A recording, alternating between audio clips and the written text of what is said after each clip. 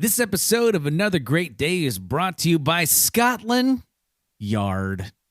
There are no weeds in that yard. It's a well-manicured yard.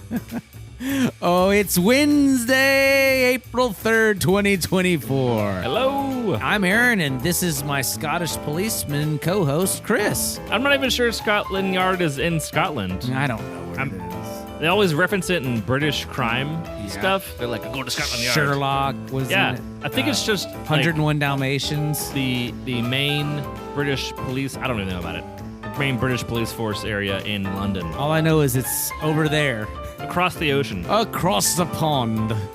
Yes, the pond. Well, welcome back to Another Great Day podcast, the podcast where we don't know where Scotland Yard is. We're also here to encourage interaction, creativity, and conversation. You're here to learn. Chris, have you ever been in a yard? I have been in a yard. Have you ever been in Scotland? I have never been Scotland? in Scotland. No. Me neither. We have some friends going there this summer. Maybe they can look into it for us and send us some audio clips from the land of Scotland. That'd be kind of cool, don't you think? I think that would be fantastic. Well, let's go ahead and move on with our Wednesday segment, a new segment that we introduced last week called Bad Guy. You see, Chris, we've been getting letters, and listening audience, we have been getting letters by accident from a bad guy who is really, really, really bad at being bad. In fact, it's almost like he's so bad he's good. Oh, dear diary, it's me. It's me again, Mr. Terrible, the world's greatest bad guy. I had the most delightful idea today. You see, I was in the laboratory working on some evil schemes. I'd make an ice cream taste even better. Whoa, it tastes so good. What if it was bitter? No, not bitter. I said it almost so very, my accent is so tough in this foreign tongue. When some teenagers were ringing my doorbell asking me if I would like to visit their church this weekend. Now, of course, being the bad guy, I'm immediately listening and asking them if they would like a bottle of water or something to eat while they're visiting the neighborhood. It was a bunch of goofballs, knuckleheads. They said yes, and we had the best time. Goodness, my dear, my evil ways are just so sneaky. Anyway, after they left, I started scheming about ways to be extra bad at their church, and I had a brilliant scheme of all the schemings that I scheme. We could set up ways to be extra evil to the community, like feeding the homeless. Or I could build like a trash robot thing to help clean the roads up in the city.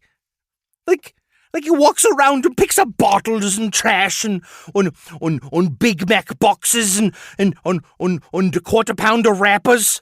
Or did they come in boxes? I can't remember. But either way, it's going to pick up all of the McDonald's trash because people just indiscriminately throw it out of the windows. My guys, I'm so terrible. They don't even know. Anyway, I hope those kids had a good day. I mean, oh gosh, I hope they had a terrible day. I mean, I'm a genius. Bye-bye, diary. All my hate, all my evil hate, Mr. Terrible. Oh, man. Oh, man, that's great. Oh, Wow. Oh, special shout out to our beloved friend of the Podverse, Ben Mayer. Thank you, Ben. You're excellent. All right, and that'll take us on to This Day in History. All right, it is 1834. No, it's not. It's 2024, you crazy. This day in history, Oh, yeah, 1834. Forgot we're doing a podcast. No phones, no cars, no electricity, just the smell of bread and flour all the time. Yum. What? Bread and flour? I like that. That's being plopped onto a counter and dust flying up all around. Whoa. What? A bakery in old Germany. A baby is born and grows up. Wow. 50 years later, this little baby born in a bakery, 1885, this man, now named Gottlieb Daimler is granted a German patent for a light high-speed 4-stroke engine.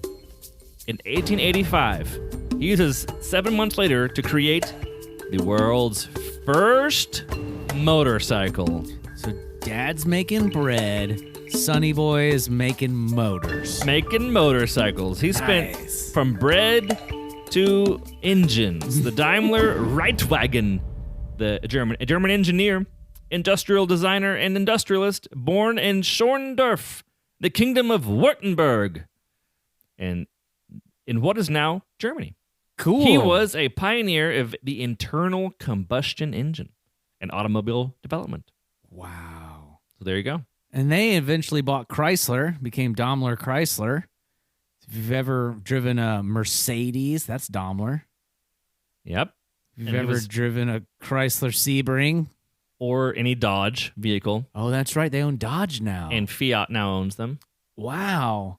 Yeah. Just like Jeep. Russian nesting dolls. Jeep is a Daimler Chrysler vehicle. Hey, this is kind of cool, listening The- audience. If you're engine people or car or motorcycle people, tell them who his lifelong business partner was. His lifelong business partner was Wilhelm Maybach. Whoa. The two inventors, whose goal was to create small, high-speed engines to be mounted in any kind of locomotion device. In 1883, they designed a horizontal cylinder layout, compressed charge liquid petroleum engine that fulfilled Daimler's desire for a high-speed engine that could be throttled.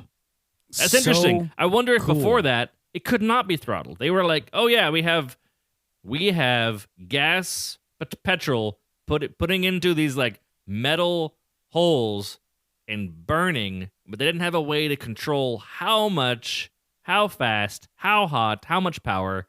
But they learned and figured out how to throttle it to make it controllable, have less power at certain times, more power at other times. And this engine was called Daimler's Dream. Whoa. Chris, would you like a trivia question? Listeners, would you guys like a trivia question? What you got? All right. How much do you think a 2024 Mercedes-Benz Maybach costs? $100,000. More. 200.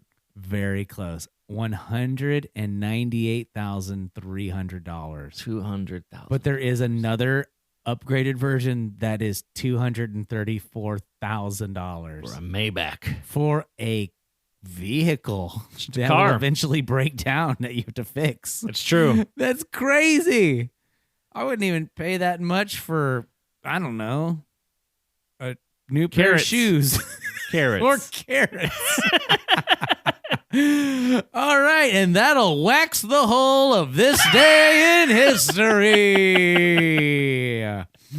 Special edition engine version. All right, and bring us to the discussion question of the day. Hey, everybody.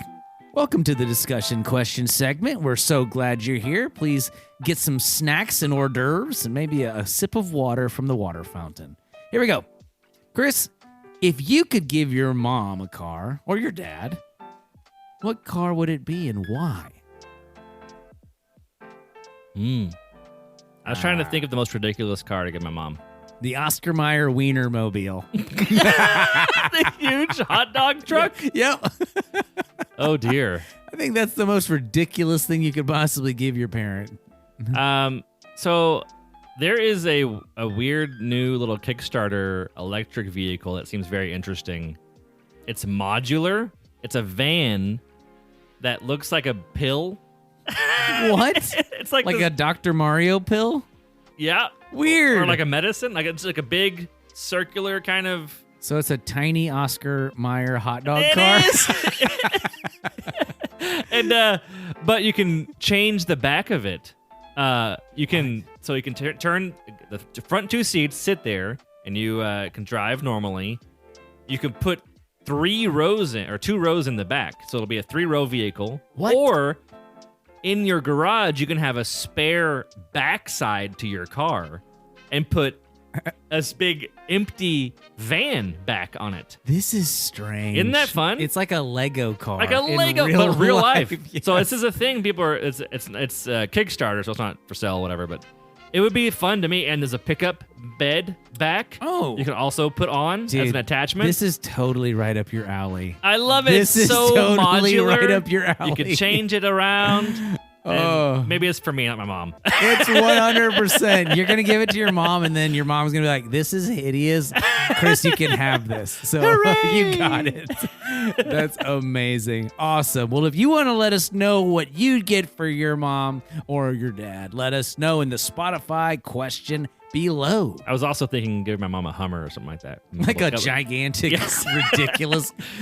She always feels safe in it. That is hilarious. Yeah, my Tank mom on wants, wheels. I think mom wants a Cadillac, so I'd probably get her what she wants. Yeah.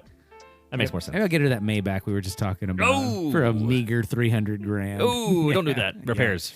No. Well, luckily that money room in the back is flush. Oh, yeah. Yeah. Just money on the floor. All right. Well, that's going to take us from car talk to the dad joke of the day. All right. Wes McFall, what you got for us? Hey there, fellas. What do you call a fake noodle? An impasta. Have another great day. Oh, yes. The imposter. Wahoo! It is I, the impasta. And Mario. And Wario. Okay. Now on to our normal segment we call The Story of the True Hero. Going through Mark chapter 3, verses 31 through 35. Chris, would you like to read this entire passage? It's not too long. Can do. Jesus' mother and brothers appeared. They waited outside the house, and they sent in a message asking for him. Look, the crowd sitting around Jesus said, your mother, your brothers, and your sisters are outside. They're searching for you. Who is my mother? Replied Jesus. Who are my brothers? He looked around him at the people sitting there in a ring. Here is my mother, he said. Here are my brothers. Anybody who does God's will is my brother and my sister and my mother. Aaron, do you have anybody who's not necessarily your family who does God's will that you feel like could be your brother in Christ? Oh my gosh, yes. Lots of people. I have very close friends, of which you are part of that I would consider brothers. I even have a few friends at the gym that I see almost every day that we talk about the word of encouragement or the word of wisdom every day that I would consider a brother. In fact, when I see this certain fellow pastor friend, he always says, hey, brother. Hey, brother. Yes, indeed, yes. But less like Buster from Arrested Hey, Development. brother. Hey, brother. Yeah, I feel like this is a special. This is not the exact. I'm not sure this actually pertains to what Jesus is talking about here. He's might be talking about something a little different. Well, I think it's important to note, and you might be reading this in a minute, but like he wasn't being literal. He wasn't being like, I don't know who my mom is. I don't know who my brothers are. He was making a point, right? Yeah, so here we go. This is something from the commentary I've been reading. It says, how easy is it to slide back again into a sense of belonging, of group identity that comes from something other than loyalty to Jesus? We substitute long-standing friendships, membership in the same group, tribe, family, club, party, social class, or whatever it may be.